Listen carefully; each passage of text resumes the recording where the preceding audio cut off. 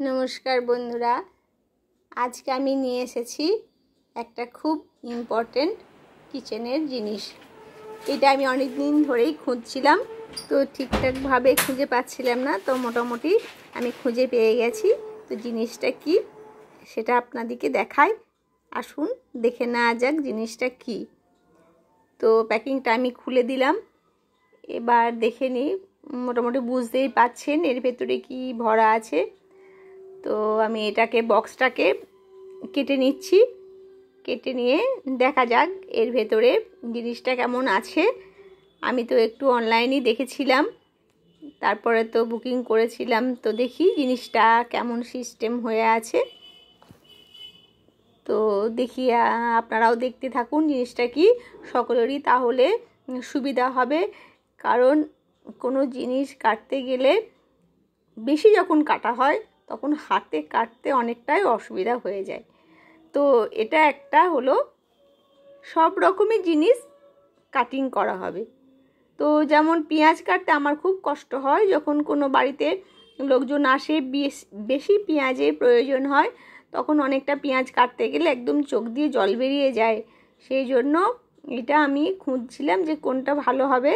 দেখা যাক এটা কেমন কাজে আমার লাগে। তো অনেক রকমের দেখছি দিয়েছে, কোন সাইজটা কেমন কাটা হবে। তো সবগুলোই আপনাদেরকে দেখিয়ে দিচ্ছি। অনেকগুলো ব্লেডও আছে। আর এইটা হলো হ্যান্ডেল। এইটা ওপর দিয়ে দিয়ে তারপরে ঘোরালে পরেই এটা সব জিনিসই ছোট ছোট হয়ে যাবে। তো দেখে নেব, আপনাদেরকেও দেখাবো যে কি কেমন করে কাটা হচ্ছে। তো আপনারাও দেখতে থাকুন। এতে আমি আজকে পেঁয়াজ কেটেই আমি আজকে প্রথমেই দেখব। তো প্রথমে আমি জারটা নিয়ে নিলাম।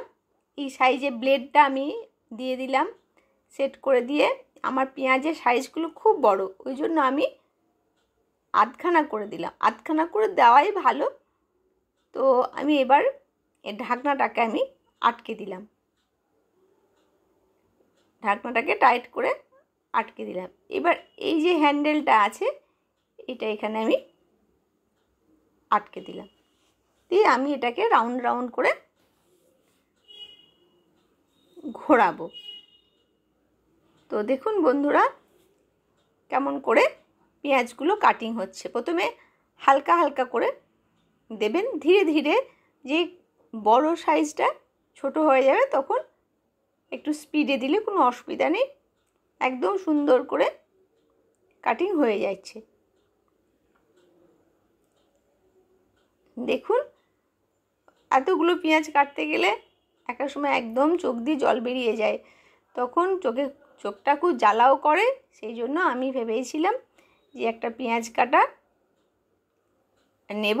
ঘরে অল্পতে হয়ে যায়, কিন্তু যখন বেশি মাংস হোক, কেউ লোকজন এলে, পার্টি টাটি হলে পরে না পেঁয়াজ কাটতে খুব কষ্ট হয়। তার জন্য এই ব্যবস্থা যদি ভালো লাগে বন্ধুরা অবশ্যই আপনারা নিতে পারেন। তো মোটামুটি আমি দেখছি সুন্দরই কাটা হচ্ছে, অসুবিধা কিছু হয়নি। তো একদম সাইজগুলো ছোট্ট ছোট্ট করেই সাইজ হয়ে গিয়েছিল। আমি একদম ঘুরিয়ে ঘুরিয়ে পুরো পেঁয়াজটাকেই একদম যতক্ষণ না হয়েছে ছোট ছোট ততক্ষণ আমি ঘুরিয়ে গেছি।